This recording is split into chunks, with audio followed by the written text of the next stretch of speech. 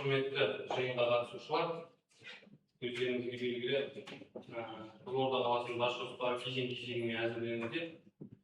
Бас жоспарды жасап жатқан Қазгидроград 1 жобалау институты бекітілген жұмыс кестесіне сәйкес жобалаушы мекеме тарапынан бірінші кезең жобаның концепциясы жасалған болатын бұған дейін. Енді екінші кезең Қызылорда қаласының бас жоспарын жобалау бойынша 20.768 гектар аумақтың топографиялық түсірілімі жасалып, тиісті графикалық материалдары мен түсіндірме жазбалары дайындалды.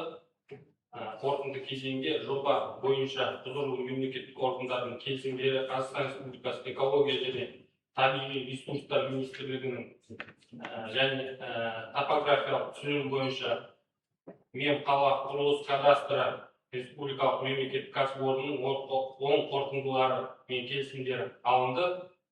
Қазіргі таңда енді қолданыстағы заңнама талаптарына сәйкес бас жоспар бойынша қоғамдық тыңдау өткізуіміз қажет.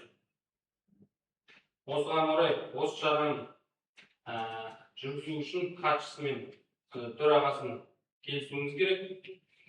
Сондықтан біз осы жерде төрағаны ұсынып отырмыз. Қызылорда қаласының құрылыс бөлімінің басшысы Мүбәрак Ердәулет Бекмұратұлы және Қызылорда қаласының жер қатынастар бөлімінің басшысы Әжібек Мейрамбек Темірханның төраға ұсынып жатырмыз. Осының арасынан біз таңдау жүргізуіміз керек.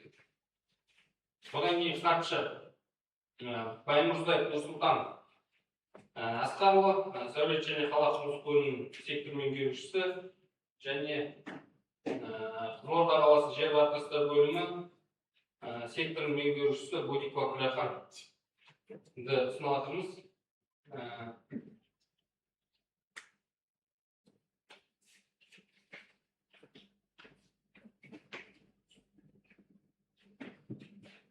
Төраға дауыс беру тәртібімен таңдаймыз ба? Екі кандидат Мүбәрак Ердәулет Бекмұратұлына кім дауыс береді? Төраға. Екінші Әжібек Мейрамбек Темірханұлына.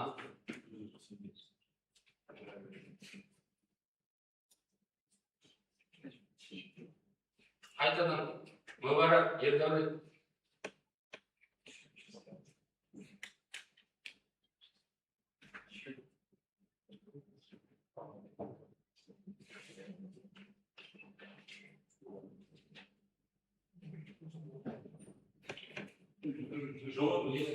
Мейрамбек Темірханұлына. Төрағаны Мүбәрак Ердәулет Бекмұратұлы сайлаймыз. Хатшы Баймұрзаев Нұрсұлтанға дауыс берейік.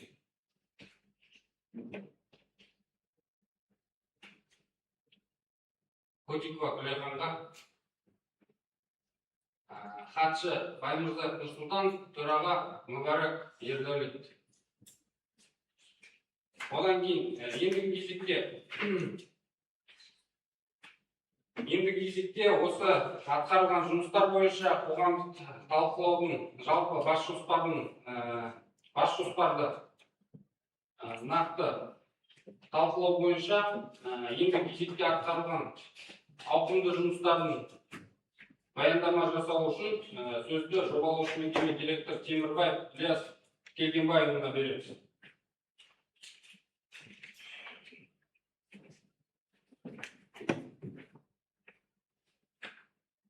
Рахмет. Енді қазіргі арғай тәртіпке сәйкес таңдалған туралы ошаққа өту қажет. Темірбаев Ілияс кәсіпкер жобалары мекемесінің директоры болып келеді. Бас жоспар 2024 жылы күз айында басталып, қазір таңда 90% жұмыс жобалау жұмыстары аяқталды. Ең бастысы бүгін біз министрлік экологиялық талаптарына сәйкес өткізетін қоғамдық тыңдау. Бұның алдында біз 3 рет халықпен кездесу бойынша ұйымдастырғанбыз. Жалпы қалалық әкімдікте 5 рет кездесу болды. Оның ішінде жаңағы тұжырымдама концепциясын талқылау болды, таңдау жасалды. Кейін кезде бас жоспар нобайын эскиз дейміз, соны талқылау болды. Даму бағдарламаның бағыттары талқыланды. Одан кейін орталықта қандай жаңа бағыттар реновация ретінде солардың бәрін біздегі ұсынған еттік, соның бәрін талқылап өткенбіз. Мен қысқаша айтып кетейін, ары қарай біздің бастарымыз жалғастырады. Біздің бас жоспар 15-20 жылға арналған бас жоспар, бірақ өзіміздің тәжірибеге сәйкес әрбір 10 жылда облыс орталығы әрбір 10 жыл сайын жаңартылып отырады. Өйткені заман талабы сондай болып келеді. Қазіргі таңда осы 1-шіден бастап құрылыс кодексі күшіне енді. Енді бізде көп өзгерістер болды. Экологиялық кодекс өзгерістерге ұшырады. Заңдылықтар өзгеріске ұшырап жатыр. Соған сәйкес цифрлық Қазақстан бағдарламасына сәйкес қазіргі қала құрылыс құжаттарының барлығы электронды түрде болады. Кейін сәулет жоспарлау жаңағы тапсырмаларды электронды түрде жүзеге асатын болады. Енді бұл нені айтады? Бұл деген ертең халық жан-жаққа бармай, өзінің үйінде интернет болса, сол арқылы кез келген мекеме жұмыстар үйде іске асатын болады.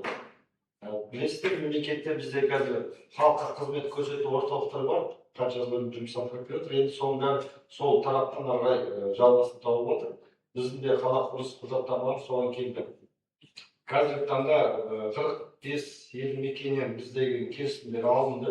Ол деген қала маңындағы, облыс маңындағы және мынау министрлікке қарасты мекемелерден келісімдер толықтар алып бітті. Енді біздің кездесатымыз осы бүгінгі тыңдалымнан кейін мемлекеттік қала құрылыс экспертиза дейміз, орысша сараптамасына кіреміз. Ол деген 60 күн жұмыс 60 күнде іске асады. Ол уақытта өте көп өзгерістер шығуы мүмкін, бірақ негізгі даму бағдарламасы, негізгі қазіргі біз ұсынып жатқан бас жоспардың нобайы сол қалпында қалады. Тек қана ішінде басқа өзгерістерге ұшырауы мүмкін. Сіздер көріп отқандай, қазір айтады, мен жауаптылар айтып кетейін. Біз деген Қызылорда қаласының жалпы тарихи дамуын, қалай Қазақстан дамуын қарастырдық. Одан кейін біз деген транспорттық жүйені қатты талқыладық.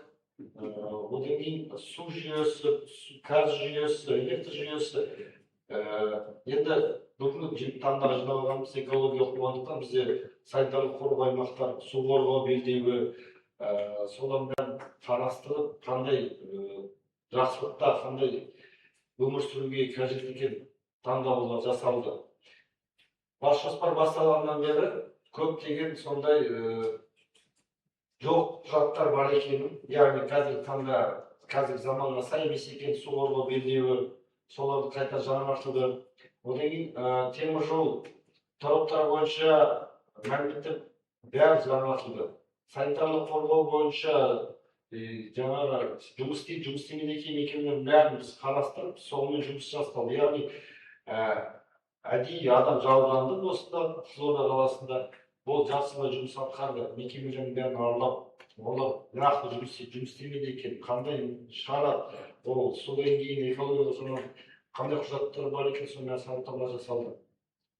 Су қорғау белдеуі мен су қорғау аймағын алатын болсақ, ол кезіндегі жасалған жоба, ол қазіргі Сырдария өзенінің сағасы өзгерісіне байланысты сәйкес емес болып қалды қазіргі таңда. Енді біз деген экологиялық кодекс бүкіл әлеммен бірге бір ұсыныстар ұсынылған. Яғни жалпы оның негізгі мағынасы адамның дұрыс қолайлы өмір сүруге жағдай жасау. Сол бас жоспардың негізгі міндеттің бірі сол болып табылады. Қазіргі таңда білесіздер, урбанизация өте қарқынды дамып өтіп жатыр. Бұны 10 жылда, соңғы 10 жылда шығып, облыс орталықтың бәрінде көп қабатты үйлер көп пайда болып отыр. Ол енді халық жағынан дұрыс түсінбей жатқан шығар, бірақ ол сондай болу қажет, ол соған келді. Себебі қала болу керек. Яғни бізде елді мекен, ауыл елді мекенінде ол енді көп қабатты емес болса, қала ол көп қабатты болу міндетті. Өйткені бізде өзімізде халық жаңағы жер ресурс тоғыз орындамыз, бірақ қолайлы өмір сүретін жерлеріміз өте аз. Одан кейін мына жақта тағы да айтатын жағдай, климаттық жағдай өте сондай қолайлы жағдайлар аз деп айтуға болады. Одан кейін Сырдария өзеніміз бар, соның қасында, яғни былай айтқанда ғылыми жағынан 1 шақырым, 1,5 шақырым осындай өзендерден 1,5 шақырым